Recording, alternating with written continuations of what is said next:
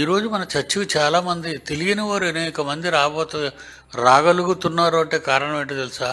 మన మనం మనం అలవాటు చేసుకున్న మంచి పద్ధతులు వాళ్ళకి నచ్చాయి అవి.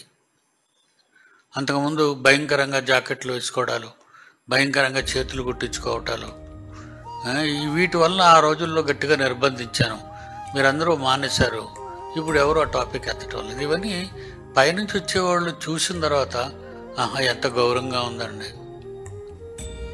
ఏమండి, మరి ఎగ్జాంపుల్కి చెప్తాను. ఒక 40 ఏళ్ళు దాటిన ఆవిడ బుట్టల జాకెట్ వేసుకుంది అనుకోండి, ఏమనుకుంటారు? 40 ఏళ్ళు దాటిన ఆవిడకి పిల్లలు పుట్టి, ఆ పిల్లకి పిల్లలు పుట్టినా ఈవిడ ఇంకా బుట్టల జాకెట్లు వేసుకుని తిరుగుతుందంటే ఆవిడని ఏమనాలి? ఈవిడికి షోక్ ఎక్కువండి అంటారు. ముఖం చూస్తే ముసలి ముఖం, చేతులు చూస్తే బుట్ట చేతులు. అది మంచిది కాదు. అది మీకు మంచిదిగా పద్ధతిగా చిన్నపిల్లకి బుట్టలు, పెద్దోళ్ళు కూడా బుట్టలు వద్దండి. బుట్టలు ఎందుకు మీకు? లేకపోతే అక్కడికి 2 మాంసం ముద్దలు ఎక్కించి కుట్టించుకోండి. జాకెట్ కూడా చక్కగా సీల్డ్గా ఉంటుంది. పెద్దోళ్ళని ఇంగిత జ్ఞానం కూడా మర్చిపోయేలా ప్రవర్తిస్తుంటారు.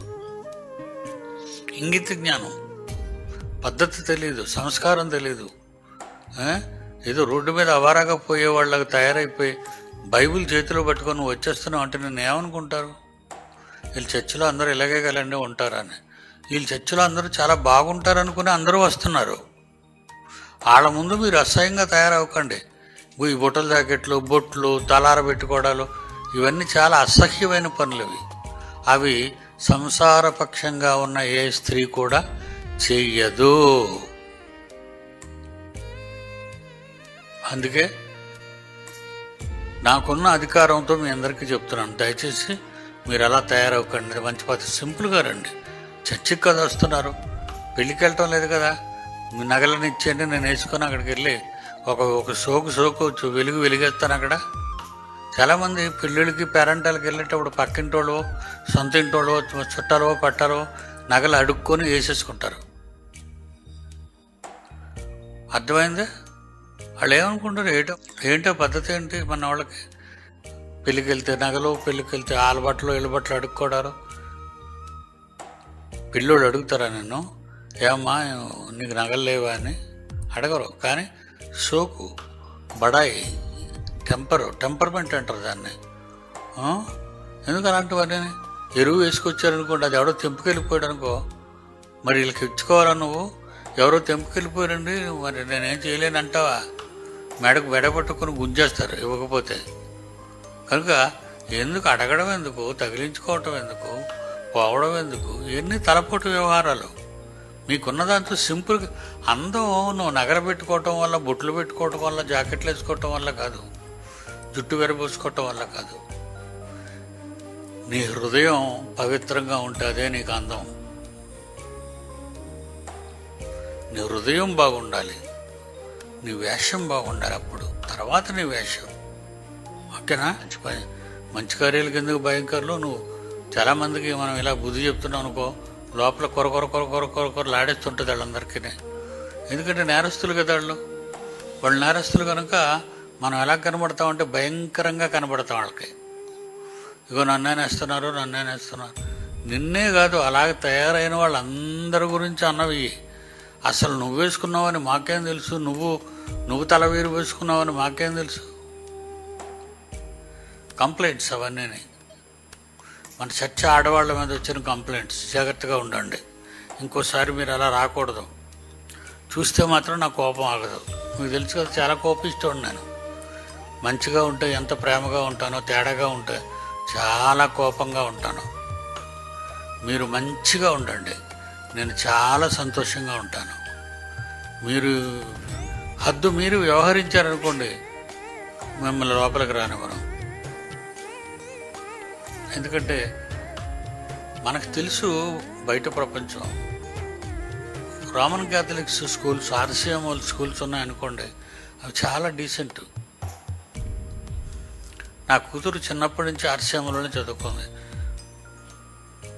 జట్టలు వేసుకోవాలి అంతే. ఆడపిల్లలు జట్టలు వేసుకోవాలి. తప్పుట్లు పెట్టుకోవచ్చు వాళ్ళు. అక్కడ బొట్లు పెట్టుకోవద్దని ఏమన్నారు వాళ్ళు. హిందువులు ఉంటారు, క్రైస్తవులు ఉంటారు, కానీ జటలు మాత్రం కంపల్సరీ వేసుకోవాలి, తల విరపించుకొని రాకూడదు. కనుక బట్టలు ఎలా ఉండాలి? వాళ్ళు ఇచ్చిన యూనిఫామ్ వాళ్ళు చెప్తారు ఈ కలర్లో ఉండాలని, ఎలా కుట్టించుకోవాలో చెప్తారు. జాకెట్ అనేది బుస్కోట్లో ఉంటుంది ఆ పిల్లలకి, ఆడపిల్లలకి లంగా మీద షర్ట్ వైట్ అండ్ బ్లూ వాళ్ళ యూనిఫామ్. లంగా పెద్దది వేసుకున్న తర్వాత పాదాలు ములిగినంత వరకు, ఈ పైన వేసుకునే జాకెట్ లాంటిది ఏమో బుష్కోట్లో ఉంటుంది, పెద్దవాళ్ళు వేసుకున్నది. అంతే, అంత కింద వరకు ఉండాలని వాళ్ళ ఉద్దేశం, ఆడపిల్లలు అలా ఉండాలి అని. కనుక సుగ్గా తయారయ్యే ఆడపిల్లలు ఏమనుకుంటారు, వాళ్ళ టీచర్స్ని చూసి కోప్పడిపోతుంటారు, మా టీచర్ మంచిది కాదు అని. వద్దు, అలా మనం అనుకోకూడదు. సంస్కారం గురించి, పెద్దరికం గురించి చాలా జాగ్రత్తగా మనం ఉండాలి. అది మంచి పద్ధతి. మనల్ని చూడగానే అందరూ శభాష్ అనాలి. ఆమె ఎవరో కానీ చూడండి తల్లిలా ఉంది, చక్కగా వెళ్తుంది, తల దించుకొని వెళ్ళిపోతుందని. కొందరు అలా రెక్కులు చూస్తుంటారు. అలా ఆయన ముందుంటాడు, వెనకతలు కూర్చుంటుంది మోటార్ సైకిల్ మీద, దిక్కులు చూస్తుంటుంది. ఎందుకంటే ఆయనకి ఎలాగా కనబడదు కనుక. ఆ వెనక తిరిగి బుర్ర తిప్పి చూడలేడు కదా, బుర్ర తిరగదు కదా వెనక్కి. అందుకే బండి ఎక్కారంటే ఓ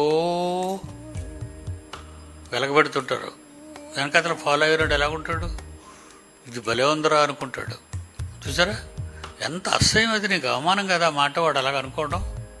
అలాగే లెగ్గిన్స్ వేసుకున్న వాళ్ళు మోటార్ సైకిల్ మీద ఎక్కుతారు. బండగా చెప్తాను, ఇటుకు తొడ ఎలబడిపోతుంటుంది. ఆ స్కిన్ టైట్ కదా అది, ఆ స్కిన్ ఎంతవరకు వెళ్తుందో అంతవరకు ఆ బట్టలాగా. అది ఎంత అసహ్యంగా ఉంటుందండి, చూసేవాళ్ళకి ఛీ అనిపిస్తుంది. మరి భర్తలే వేయిస్తారో లేకపోతే భర్తలు డామినేట్ చేసి ఆడవాళ్లే వేసుకుంటారో నాకు తెలియదు, కానీ అది మంచి పద్ధతి కాదు, సంసారమైన పద్ధతి కాదు.